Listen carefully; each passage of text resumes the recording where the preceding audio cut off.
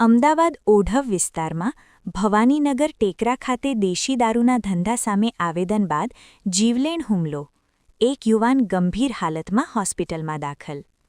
આજરોજ સવારે ભવાનીનગર ટેકરા વિસ્તારમાં ખુલ્લેઆમ ચાલતા દેશી દારૂના વેચાણ અને અસામાજિક તત્વોના વધતા આતંક સામે કડક કાર્યવાહી કરવા માટે સ્થાનિક નાગરિકોએ જિલ્લા કલેક્ટર કચેરી ખાતે કલેક્ટરશ્રીને આવેદનપત્ર પાઠવ્યું હતું।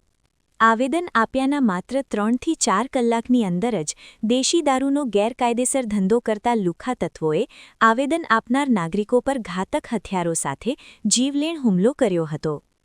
આ હુમલામાં રિકિનકુમાર ધર્મેન્દ્રભાઈ વાઘેલા ગંભીર રીતે ઘાયલ થતાં તેમને તાત્કાલિક શારદાબેન હોસ્પિટલ ખાતે દાખલ કરવામાં આવ્યા છે, જ્યાં તેમની હાલત નાજુક હોવાનું જાણવા મળ્યું છે।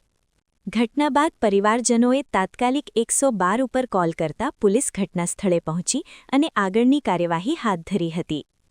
પરંતુ પરિવારજનો દ્વારા ગંભીર આક્ષેપ કરવામાં આવ્યો છે કે ઘટના સ્થળે દેશી દારૂ હાજર હોવા છતાં પોલીસ દ્વારા FIRમાં દારૂના ગેરકાયદેસર ધંધા સંબંધિત કોઈપણ કલમો દાખલ કરવામાં આવી નથી, જે ગંભીર પ્રશ્નો ઊભા કરે છે।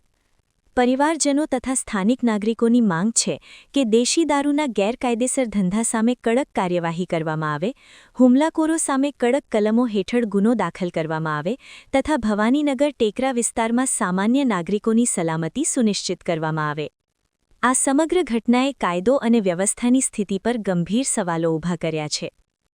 આમાં કંઈ બનાવ હતો ને હું ગલીની બહાર જતો હતો અને ડાયરેક્ટ મારી પર હાથ ચાલાકી થઈ ગઈ અને મારો ભાઈ છોડાવવા આવ્યો અને મારા ભાઈને ડાયરેક્ટ ચાકુ મારી દીધું। 8-9 જણા ફરી વળ્યા ડાયરેક્ટ જ। અરે જયંતિનો જે દેશીનો વેપાર ચાલે ને એના જ માણસો હતા બધા। સાહેબ, અમે લોકો કાલે કમિશનર કચેરીમાં ગયેલા, ત્યાં આવેદનપત્ર આપીને આવ્યા તો ઘરે બધાને જાણ થઈ તો એ પછી મારા બંને છોકરાઓ પર હુમલો કર્યો આ લોકોએ। એમાં જયંતિ લંગડો છે ને, જે અમારી ચાલીના નાકા આગળ એક જોશનાબેન કરીને છે, તે 2000 રૂપિયા ભાડું લે છે અને ત્યાં જ દારૂનો ધંધો કરાવડાવે છે અને ત્યાંથી એના 8-9 માણસો લઈને આવ્યો જયંતિ લંગડો અને મારા મોટા છોકરાનો ખૂબ માર માર્યો, ચક્કુ માર્યું છે, પેટમાં બ્લોક માર્યા, લાતો મારી। અત્યારે એટલી ગંભીર ઈજામાં પડ્યો છે મારો છોકરો, એની કોઈ જવાબદારી કોઈ લેવા તૈયાર થતું નથી।